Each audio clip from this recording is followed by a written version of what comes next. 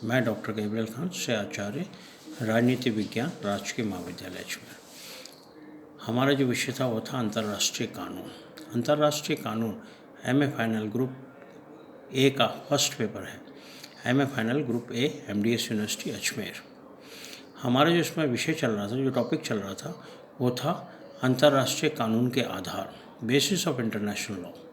अंतर्राष्ट्रीय कानून क्या है? अंतर्राष्ट्रीय कानून का आधार क्या? अंतर्राष्ट्रीय कानून राष्ट्रों के परस्पर संबंध पर आधारित है।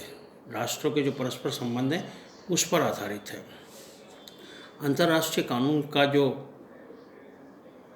विधि शास्त्रियों के अनुसार अंतर्राष्ट्रीय कानून को अंतर्राष्ट्रीय कानून के आधार को 2 भागों में विभाजित किया गया है। विधि शास्त्री ने 2 सिद्धांत दिए अंतर्राष्ट्रीय कानून के आधार को समझने के लिए। 2 सिद्धांत दिए। पहला सिद्धांत है मूल अधिकारों का सिद्धांत।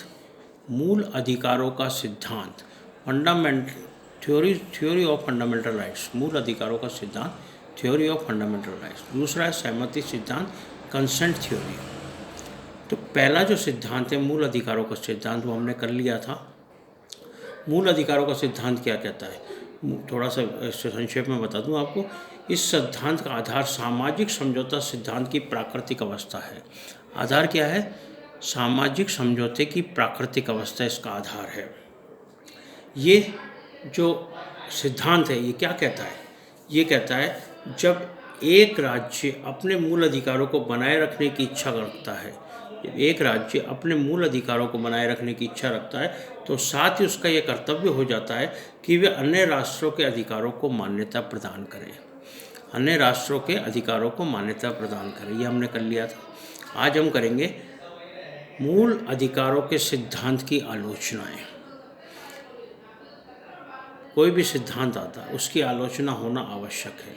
तो मूल अधिकारों के सिद्धांत की आलोचना, criticism of theory of fundamental rights. Criticism, पहला क्या क्रिटिसिज्म आता है? पहला क्या आलोचना आती है? पहली आलोचना आती है इस सिद्धांत ने, जो मूल अधिकारों का सिद्धांत है, इस सिद्धांत ने यह मान लिया है कि मनुष्य या राज्य समाज में अपने साथ कुछ स्वाभाविक अधिकार लेकर उत्पन्न होते हैं। मनुष्य या राज्य अपने साथ कुछ स्वाभाविक अधिकार लेकर उत्पन्न होते हैं, मतलब ये अधिकार उनके साथ ही जन्म लेते हैं। कुछ अधिकार ऐसे हैं, कुछ स्वाभाविक अधिकार ऐसे जिसको लेकर वो उत्पन्न होते हैं, जो कि समाज की सदस्यता के कारण उन्हें प्राप्त नहीं होते। जब वो समाज की सदस्यता लेते हैं तो इसके कारण उन्हें प्राप्त नहीं होते। वो अधिकार तो वो खुद ही लेकर उत्पन्न होते हैं, अपितु वे अधिकार अपने व्यक्तित्व में निहित होते हैं। वे अधिकार जो हैं वो उनके व्यक्तित्व में ही निहित होते हैं, उनके व्यक्तित्व में ही निहित होते हैं, उनके साथ ही रहते हैं वे अधिकार। परंतु कोई भी कानूनी अधिकार उस समय तक शब्द मात्र है। कोई भी कानूनी अधिकार होगा वो उस समय तक केवल शब्द मात्र है जब तक कि इसे वैधता प्रदान करने वाली कानूनी पद्धति नहीं है। इसे वैधता प्रदान करने वाली कानूनी पद्धति नहीं है। कानून को यदि शब्द मात्र नहीं रहना है तो एक कानूनी पद्धति होनी चाहिए जो उसे वैधता प्रदान करे। एक ऐसी कानूनी पद्धति जो उसे वैधता प्रदान करे। कानूनी पद्धति के निर्माण से पहले वैध अधिकारों की कोई सत्ता नहीं होती। यदि कानूनी पद्धति का निर्माण हो गया तो वैध अधिकारों की कोई सत्ता नहीं होती है। ऐसे अधिकार जो वैध है उनकी कोई सत्ता नहीं होती है। तो पहली आलोचना क्या आई? पहली आलोचना की आई कि इसके विद्वानों ने ये मान लिया कि मनुष्य कुछ अधिकार हैं, स्वाभाविक अधिकार जो अपने साथ ही लेकर उत्पन्न होता है। कुछ ऐसे अधिकार हैं जो अपने साथ ही लेकर उत्पन्न होता है, उसे समाज की सदस्यता के कारण प्राप्त नहीं होते। ये जो अधिकार है ये उसे समाज की सदस्यता के कारण प्राप्त नहीं होते, बल्कि वह खुद ही उसे लेकर उत्पन्न होते हैं। ये सारे अधिकार उसके व्यक्तित्व में निहित होते हैं। ये जो स्वाभाविक अधिकार है ये उसके व्यक्तित्व में निहित होते हैं।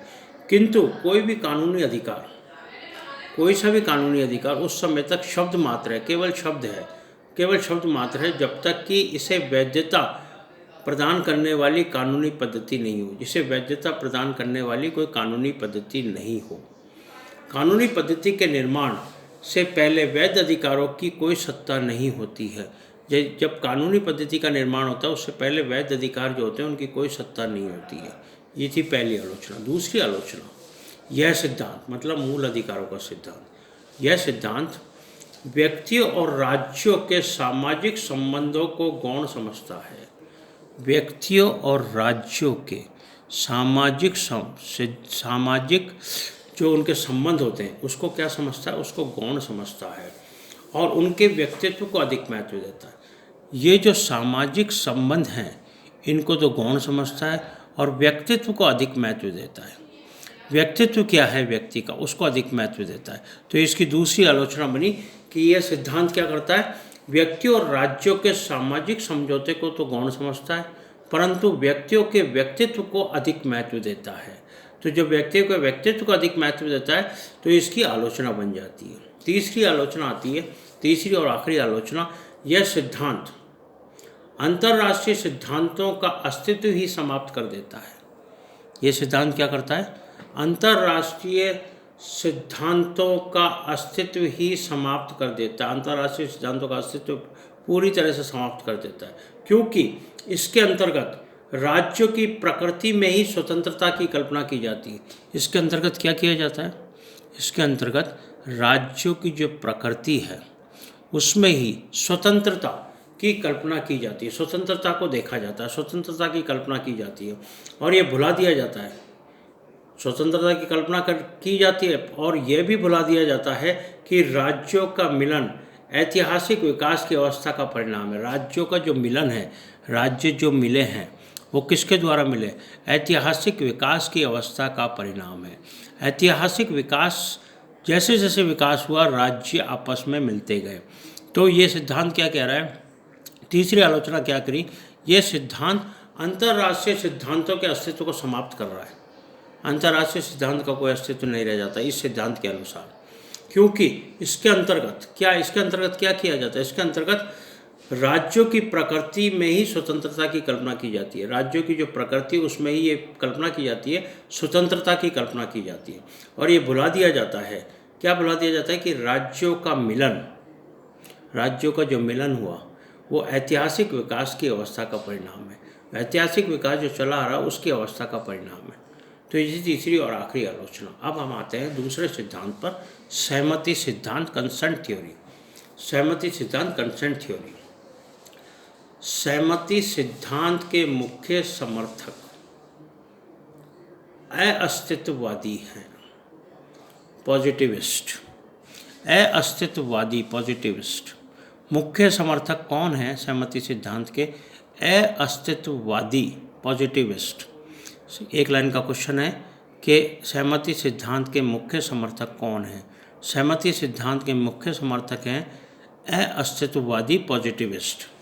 इनके समर्थकों का कहना है कि, इनके समर्थक जो है वो क्या कहते हैं, इनके समर्थकों का कहना है कि अंतर्राष्ट्रीय विधि के नियमों का जन्म राज्यों द्वारा स्वीकृत नियमों के परिणाम स्वरूप हुआ है। अंतर्राष्ट्रीय, ये क्या कह रहे हैं, इनके समर्थक जो है सहमति सिद्धांत के जो समर्थक हैं वो क्या कह रहे हैं कि अंतर्राष्ट्रीय विधि के नियमों का जन्म, अंतर्राष्ट्रीय विधि के जो नियम हैं उनका जन्म राज्यों द्वारा स्वीकृत नियमों के परिणाम स्वरूप हुआ। राज्यों ने जो नियम स्वीकृत कर लिए, राज्यों के द्वारा जो नियम स्वीकृत कर लिए गए उनके परिणाम स्वरूप हुआ है। समस्त राज्यों ने मिलकर इस बात की सहमति दी थी, जितने भी राज्य उन्होंने मिलकर इस बात की सहमति दी थी कि वह सभी अंतर्राष्ट्रीय नियमों का बाधित रूप से पालन करेंगे, कि वह सभी अंतर्राष्ट्रीय नियम जो है उनका बाधित रूप से पालन करेंगे। ये उन्होंने सहमति दी थी, जितने भी राज्य उन्होंने ये सहमति दी थी कि हम क्या करेंगे, अंतर्राष्ट्रीय नियमों का बाधित रूप से पालन करेंगे, बाधित रूप से पालन करेंगे।